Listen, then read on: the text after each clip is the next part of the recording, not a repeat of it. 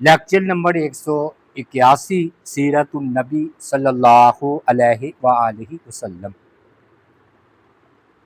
غزوہ خیبر کا ہم بیان کر رہے ہیں۔ ہم اس مقام پر پہنچے تھے کہ آپ صلی اللہ علیہ وآلہ وسلم نے خیبر کی طرف روانہ ہوئے اور خیبر کا جا کر محاصرہ کر لیا۔ آج ہم اس سے آگے جو ہے وہ بیان کریں گے۔ اس میں پہلی بات یہ ہے کہ خیبر کے قلعے کتنے تھے۔ ویسے قلعہ بھی کہتے ہیں، قلعے بھی، صحیح لفظ کہتے ہیں قلعے کہتے ہیں، ہمارے ہاں قلعے مشہور ہے تو ہم قلعے ہی کہہ لیں گے۔ تو خیبر اصل میں نا کئی قلعوں کا مجموعہ تھا، ایک قلعہ نہیں تھا، اور یہ 2 حصوں میں تقسیم تھا، اور یہ نا ہر حصے میں نا مختلف جنگی قلعے تھے۔ ان میں سے یوں سمجھ لیں 8 زیادہ مشہور تھے۔ تو جو ہے نا مسلمانوں اور یہودیوں کے درمیان 5 قلعوں میں بڑی زبردست لڑائی ہوئی ہے، اور 5 قلعوں کو مسلمانوں نے بزور طاقت فتح کیا، اور 3 قلعے ویسے وہ مرعوب ہو گئے، دہشت زدہ ہو گئے، وہی مال فے والی بات، انہوں نے خود ہی ہتھیار ڈال دیے۔ اب جو ہے نا قلعے کے نام بھی تھے۔ نائم قلعہ یہ کہتے سب سے مضبوط قلعہ تھا، اور اس کا دفاع جو ہے نا مرحب، جو آپ نے مرحب کا نام سنا ہوگا، اور اس کے بھائیوں کے سپورٹ تھا مرحب۔ دوسرا صعب بن باز، اس میں غزا، اجناس، مختلف جنگی ساز و سامان وہ رکھا ہوا تھا۔ اسی طرح زبیر کا قلعہ، ابئی کا قلعہ، نزار کا قلعہ، یہ مختلف 5 قلعے تھے۔ تو جھنڈوں کی ترتیب کس طرح تھی؟ ہر ایک کو نا جھنڈا دیا جاتا تھا مسلمانوں میں سے، تو 5 جھنڈے آپ نے دیے ہیں، 2 انصار کو اور 3 مہاجرین کو۔ ان جھنڈوں میں سے ایک جھنڈا آپ نے خیبر کے دن حضرت علی کو دیا، اور وہ اعلیٰ جھنڈا تھا، اور اس کا جو ہے نا سفید جھنڈا تھا، اس کے اوپر لا الہ الا اللہ محمد رسول اللہ لکھا ہوا تھا، اور اس جھنڈے کو عقاب بھی کہتے تھے۔ عقاب یعنی کہ نام تھا جھنڈے کا عقاب، چونکہ سیاہ رنگ سے لکھا ہوا تھا لا الہ الا اللہ محمد رسول اللہ۔ اسی طرح 2 جھنڈے آپ نے مہاجرین اور 2 انصار میں تقسیم کیے۔ مہاجرین میں سے ابو بکر اور حضرت عمر کو یہ 2 جھنڈے دیے، اور 2 انصار میں سے سعد بن عبادہ اور حباب بن منذر، تو یعنی کہ 2 مہاجرین 2 انصار، علی کو الگ رکھ لینا، علی بعد نہیں آئے، تو یہ 5 جھنڈے تھے۔ پھر یہ بھی آپ نے اہتمام کیا کہ حضرت عمر رضی اللہ تعالیٰ عنہ اور عثمان رضی اللہ تعالیٰ عنہ کی قیادت میں ایک دستہ تیار کیا۔ اس کا کام یہ تھا کہ رات کو وہ گشت کرتا تھا کہ کوئی کدھر سے شب خون یا حملہ نہ کرے یہودی۔ پھر آپ نے جاتے ہی پہلا کام یہ کیا کہ دہشت اور رعب ڈالنے کے لیے نا آپ نے ان کے کھجوروں کے باغات جو ہے نا وہ کاٹ ڈالے۔ 400 کے قریب درخت تھے جو آپ نے جو ہے نا کٹوا دیے، اور باقی آپ نے جو ہے نا منع کر دیا، جو وہی آ رہا ہے نا سورہ حشر میں کہ کچھ درختوں کو قائم رہنے دیا، کچھ کو کاٹ دیا۔ بنو نذیر میں بھی ایسا ہوا، اور یہ خیبر میں بھی ایسا ہوا۔ تو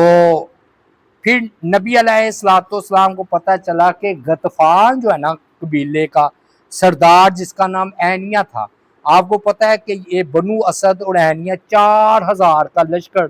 لائے کے تو یہودیوں کے ساتھ مل گئے تھے، تو ان کی تعداد یہودیوں کی 10,000 تھی، اور ان کی تعداد 4000، تو 14,000 کا یہ لشکر اندر جو ہے وہ تیار کھڑا تھا۔ یہودی جو تھے وہ اپنے حلیف سے بہت خوش تھے، تو آپ صلی اللہ علیہ وآلہ وسلم نے سیاسی بصیرت سے کام لیتے ہوئے سوچا کہ اینیا کو جو ہے نا، جو بنو غطفان ہے وہ 4,000 کا جو لشکر لے کر آئے ہیں دونوں، ان کو نہ یہودیوں سے جدا کیا جائے۔ تو آپ صلی اللہ علیہ وآلہ وسلم نے جو ہے نا ان سے رابطہ قائم فرمایا اور ان کو نصیحت کی کہ اللہ تعالیٰ نے مجھ سے وعدہ کیا ہے اور اللہ وعدے میں سچے ہیں کہ خیبر فتح ہوگا، اس لیے تمہاری بہتری اسی میں ہے کہ تم یہودیوں کا ساتھ چھوڑ دو، اس کے بدلے میں ہم تمہیں جو ہے نا بعد میں اپنا کچھ پیداوار میں سے خیبر کی حصہ دیں گے۔ چنانچہ یہ مذاکرات بھی ہوئے، تو اس مذاکرات کرنے کے لیے نبی علیہ السلام نے سعد بن عبادہ جو تھے، جو کہ انصار کے سردار تھے، ان کو جو ہے نا روانہ کیا۔ تو جب یہ پہنچے ہیں ادھر عبادہ رضی اللہ تعالی عنہ، تو آپ نے فرمایا کہ میں اینیا سے ملنا چاہتا ہوں، جو بنو غطفان کا سردار تھا، وہ اندر ہی تھا، قلعے کے اندر ہی تھا۔ اس کو پتہ چلا تو اس نے کہا اینیا نے کہ عبادہ کو اندر آنے دیا جائے قلعے کے اندر۔ مرحب بھی ادھر موجود تھا، اس نے کہا نہیں، وہ اصل میں ساری جاسوسی کر کے چلا جائے گا، جو مسلمان کا بندہ آئے گا اس کو پتہ چلے گا ادھر اسلحہ ہے، ادھر فوج ہے، اتنی غذا ہے، تو میں تو اس کی اجازت نہیں دوں گا۔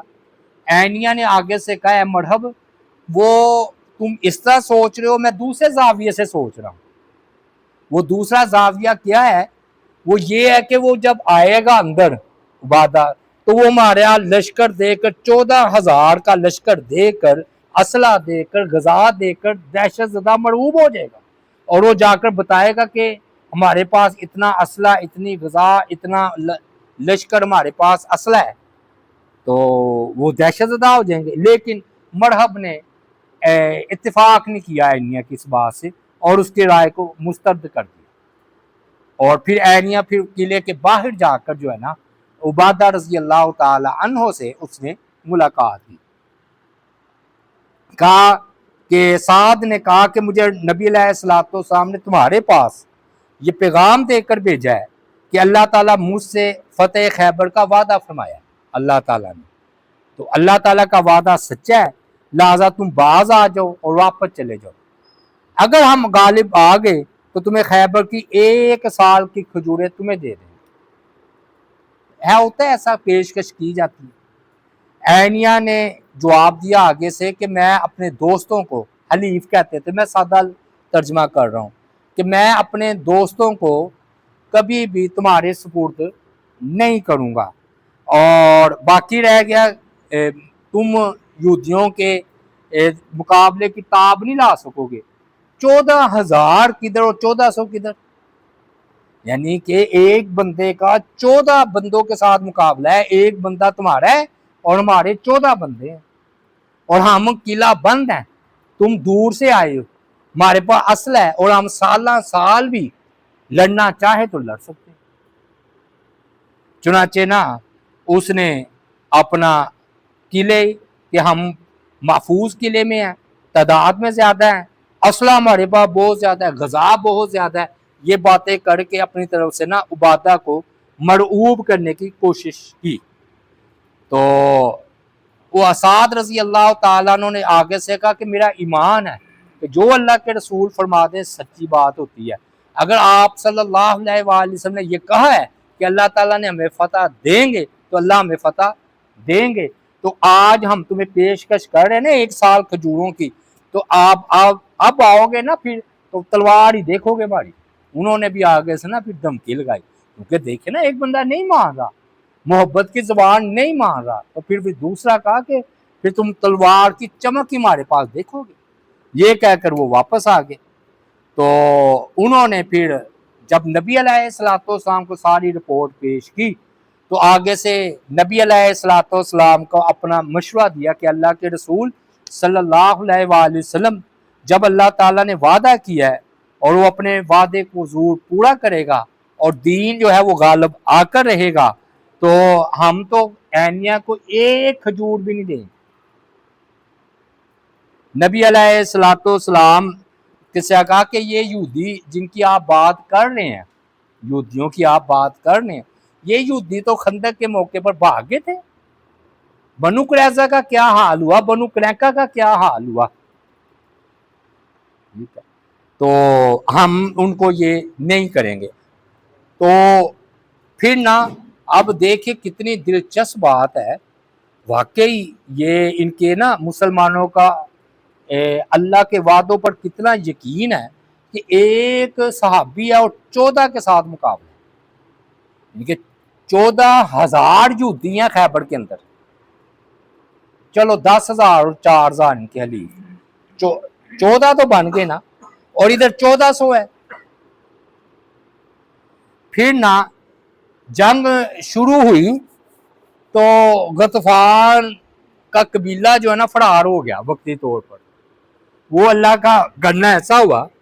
کہ حدیث آ رہی ہے نا کہ نبی علیہ الصلوۃ والسلام نے فرمایا کہ اللہ تعالیٰ کی ذات پاک نے 1 مہینے کی مسافت پر میرا روب جاتا ہے،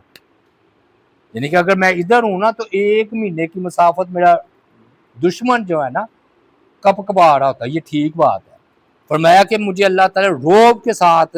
اللہ نے میری مدد کی ہے،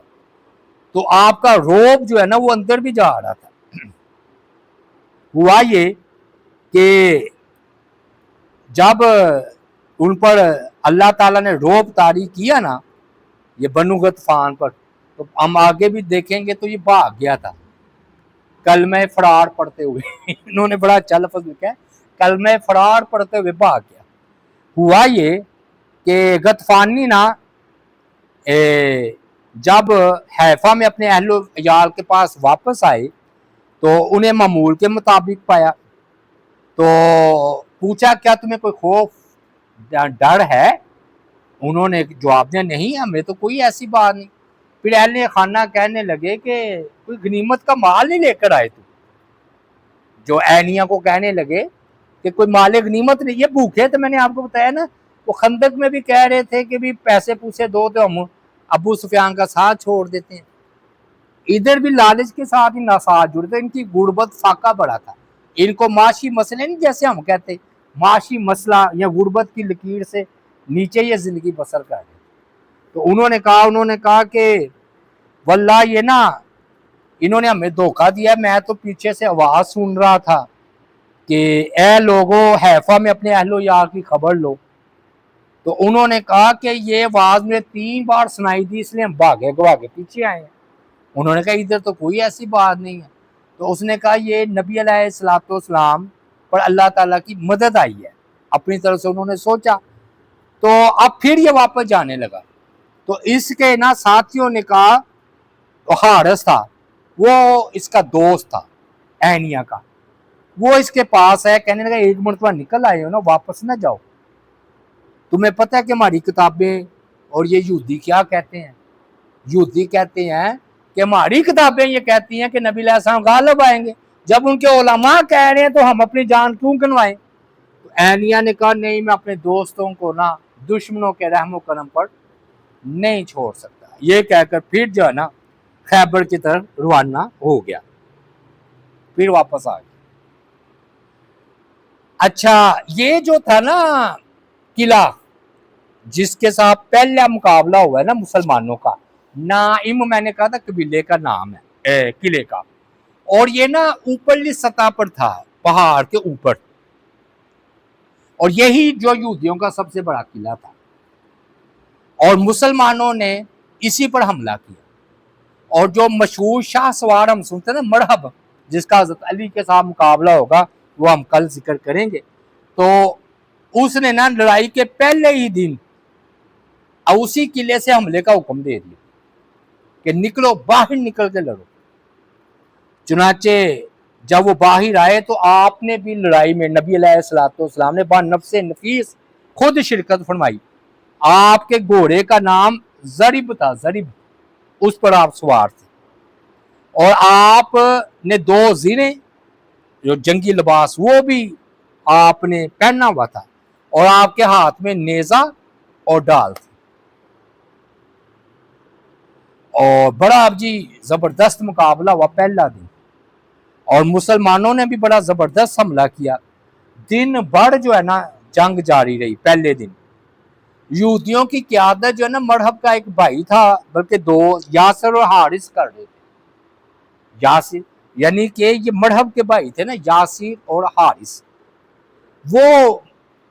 جو ہے نا ساتھ مقابلہ کر رہے تھے۔ یہودیوں نے نا ایڑی چوٹی کا زور لگایا جی دفاع پر، اور حتیٰ کہ دروازے کھول کر مسلمانوں کے سامنے صف آرا ہو۔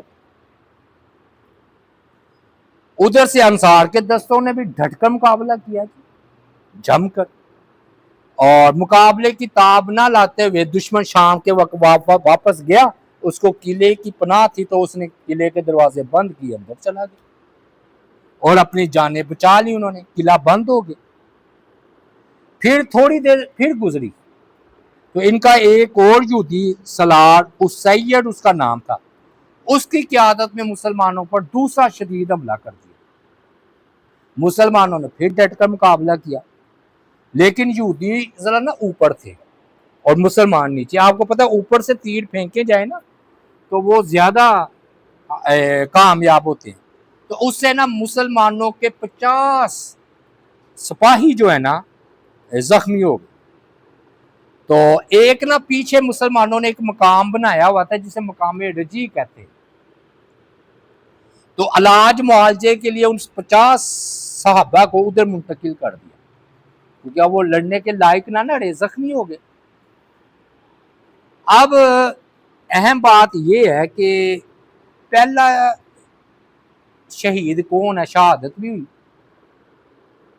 تو کہتے ہیں غزوہ خیبر میں محمد بن مسلمہ جو بڑے مشہور صحابی ہیں انصاری، ان کے ایک بھائی تھے جن کا نام تھا محمود بن مسلمہ، انہوں نے جامع شہادت جو ہے نا نوش فرمایا، اور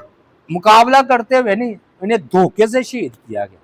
ہوا یہ کہ مارکے میں لڑتے رہے تو ہوتا یہ ہے کہ کبھی گرم ہو جاتی ہے جنگ، کبھی ذرا نا نارمل ہو جاتی ہے۔ تو جب انہوں نے خوب مقابلہ کیا، شدید دن گرم تھا، تو انہوں نے نا تھوڑی دیر آرام کے لیے نا نائم کے ساتھ ایک نا قلعے کے ساتھ ایک عمارت تھی، اس کے نیچے یہ بیٹھ کے ذرا آرام کرنے کے لیے کہ پھر اٹھ کر پھر میں مقابلہ کروں گا۔ اور ان کے خیال میں ادھر کوئی جنگجو یہودی نہیں تھا، لیکن یہ ان کی بات غلط تھی، ان کو علم نہ ہو سکا، ادھر مرحب تھا۔ مرحب نے ان کو نا دیوار کے سائے میں آرام کرتے ہوئے دیکھ لیا، اور وہی سازش جو بنو نذیر نے ادھر کی تھی کہ اس نے پھر اپنے ساتھی یہودی کو کہا جاؤ اوپر جاؤ اور چٹان یا سل جو ہے نا ان پر گرا دو۔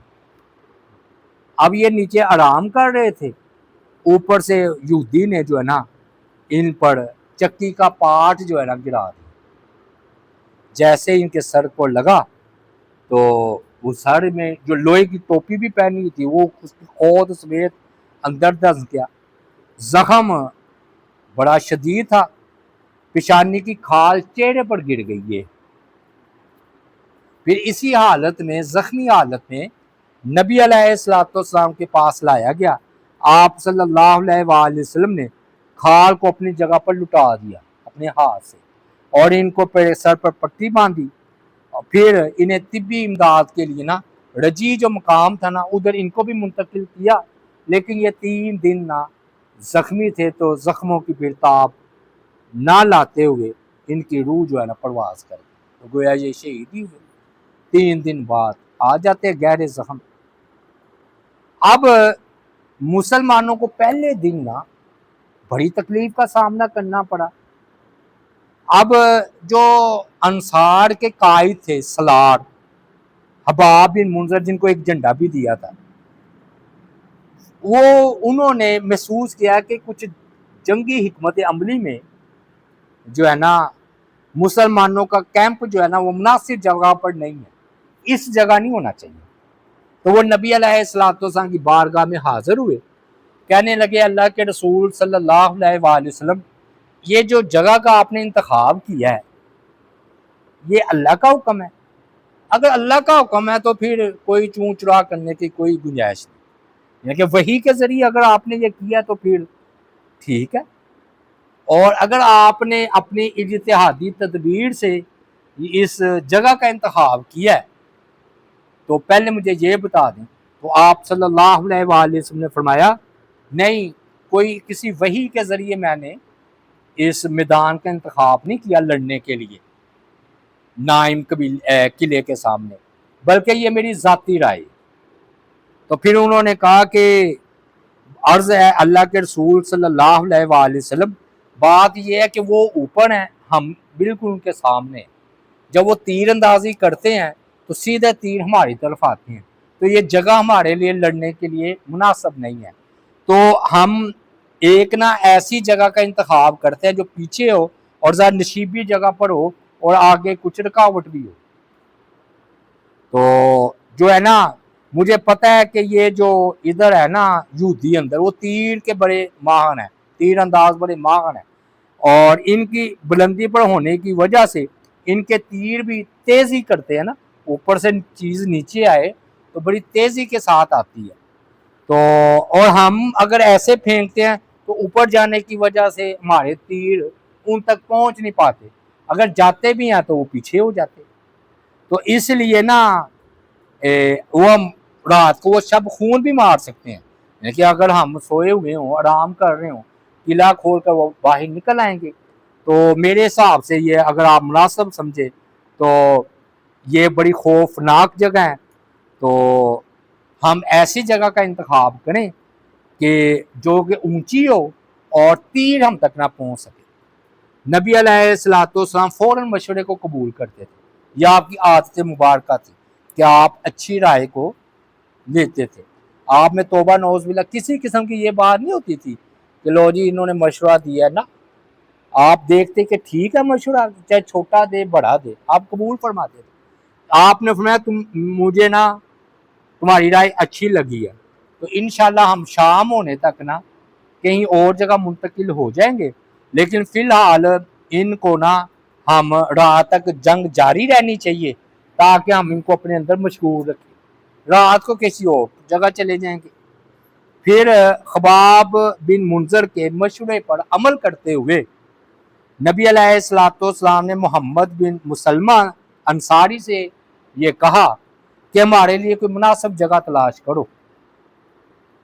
جو ان کے قلعوں سے دور ہو، وبا سے پاک ہو اور شب خون کے خطرے سے ہم محفوظ ہو، یعنی کہ رات کو اگر وہ حملہ کریں تو ہم اپنا دفاع کر سکیں۔ تو انہوں نے پھر صحابی نے نا آپ صلی اللہ علیہ وآلہ وسلم کی ہدایات کے مطابق ارد گرد کا جائزہ لیا، تو انہوں نے جب ایک جگہ موضوع پائی تو وہ نبی علیہ الصلوۃ والسلام کی بارگاہ میں حاضر ہوئے اور کہنے لگے اللہ کے رسول صلی اللہ علیہ وسلم جہاں پر ہمارے زخمی نہیں منتقل ہوتے رجی مقام پر، ادھر میں نے یہ جگہ بہترین پائی ہے، ہم ادھر اپنا پڑاؤ کریں۔ تو آپ نے فرمایا اللہ تعالیٰ تمہیں برکت دے۔ اسی شام نبی علیہ الصلوۃ والسلام نے جو ہے نا اپنا کیمپ جو ہے نا وہ آپ نے رجی مقام پر منتقل جو ہے نا وہ کر دیا، اور پھر آپ نے نا اس نئے کیمپ کا نگران عثمان رضی اللہ تعالی عنہ کو مقرر فرمایا اور فرمایا کہ جو ہے نا یہ جو مقام ہے نا رجی، اس کی حفاظت اس کی نگرانی آپ کے سپرد، اور پھر ادھر آ کر اللہ تعالیٰ نے ان کو فتح دی مسلمانوں کو۔ پہلے دن تو سمجھ بڑی زبردست جنگ ہوئی، پھر ہوا یہ کہ نائم جو ہے نا نائم قلعہ جس کی ہم بات، یہ بڑا مضبوط قلعہ تھا اور اس کے یہودی بڑے دلیر ماہر جنگجو تھے، اور میں نے بتایا کہ ان کی قیادت مرحب کر رہا تھا، اور ان کے آگے مرحب کے دو بھائی تھے یاسر اور حارث، وہ انہوں نے نا جو ہے نا اپنے ڈٹے ہوئے تھے जवान मर्दी के साथ। अब हुआ ये कि मरहब ना आगे बढ़ा, तो पहले तो ये तीनों कत्ल हो गए ना, दो तो भाई मुसलमानों के हाथों कत्ल हो गए ये इनफरादी मुकाबले में। तो अब ना आमिर बिन अकूब, पता है कौन है आमिर बिन अकूब? बताया था ना, कौन है जी, कोई भाई बताएगा? हाँ हाँ बिल्कुल, भाइयों को याद आ गया। ये आमिर बिन अकूब वो हैं कि आपने कहा लाइन पर रहम करे, तो हज़रत उमर ने कहा इन्ना लिल्लाहि व इन्ना इलैहि राजिऊन, ये तो इनकी शहादत हो गई, क्योंकि जिस पर रहम हो जाए तो वो शहादत हो जाती। तो जब नाइम का मुहासरा कर लिया मुसलमानों ने, तो मरहब बड़ा गुरूर से अकड़ता हुआ चलता हुआ अपनी तलवार को लहराता हुआ निकला, और उसने ना मुकाबले की दावत दी। और शेर व शायरी तो चलती थी, जिसे हम रिज्ज कहते हैं। उसने फिर ये रिज्ज पढ़ा। खैबर वाले खूब जानते हैं कि मैं मरहब हूँ, जो एक हथियार बंद बहादुर और तजर्बाकार शेर हूँ। जब जंग की आग भड़क उठे तो मैं बहादुरी के जौहर दिखाने वाला। उसके मुकाबले में ना उसकी दावत कबूल करते हुए, इनफरादी मुकाबला होता था ना, इनफरादी कबूल करते हुए आमिर बिन अकूब मैदान में उतरे रजी अल्लाह ताला अन्हु। उन्होंने मरहब के जवाब में भी शेर पढ़े। खैबर को खूब मालूम है कि मैं आमिर हूँ, मैं मुसल्लह हूँ हथियारों से, बहादुर हूँ, किताल करते हुए मौत से हरगिज नहीं डरता। मैं मौत से तो डरता ही नहीं। इसके बाद आमिर और मरहब में वो तलवारबाजी शुरू हुई, और मरहब की तलवार आमर की जिरा में फंस गई। अब आमर ने मरहब को ना जमीन पर गिरा दिया और उसको ना रगड़ना शुरू कर दिया जमीन पर, जिसे हमारे यहाँ रंगीदना कहते हैं, यानी कि जमीन पर ही ना किया, रगड़ा दिया उसे। अब हुआ ये कि इत्तेफाक कह लें या अल्लाह का हुक्म, वो ना उन्होंने तलवार चलाई तो मरहब को लगने की बजाय इनके घुटने पर लगी अपनी ही तलवार, आमर बिन अकूब रजी अल्लाह ताला, जिसकी वजह रग जो है ना कट गई, और बहुत ज्यादा खून बहने की वजह से इनको यानी कि जामे शहादत नोश फरमा, खून बहता रहा। हुआ ये कि सलमा बयान करते हैं कि मैंने सुना कि साहबे कराम ये कह रहे हैं कि आमिर का अमल बातिल हो गया,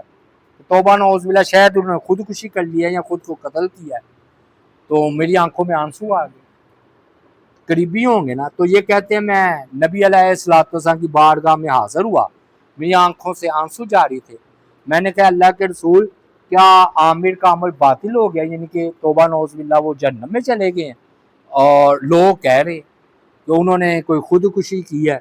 तो आपने मन काला ज़ालिका, ये किसने कहा? मैंने कहा जी साहबे कराम की एक जमात कह रही है।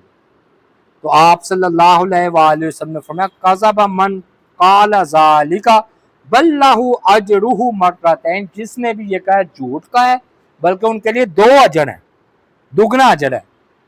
तो यानी कि अगर उन्होंने शहादत पाई है, क्योंकि एक है तलवार अपनी मर्जी से मारना, एक है अचानक उछल कर लग गई।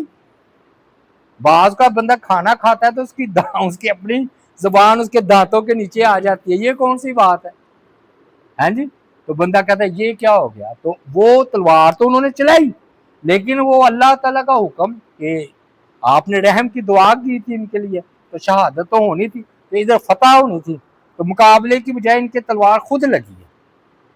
जिसकी वजह से ये फिर जामे शहादत नोश फरमा के। लो जी, यहाँ तक हमने आज बयान किया है। तो इंशाल्लाह ये लेक्चर नंबर 181 था, कल इधर ही से हम आगे चलेंगे। अल्लाह ताला से दुआ है अल्लाह ताला अमल की तौफीक अता फरमाए। वमा अलैना इल्लल बलागुल मुबीन।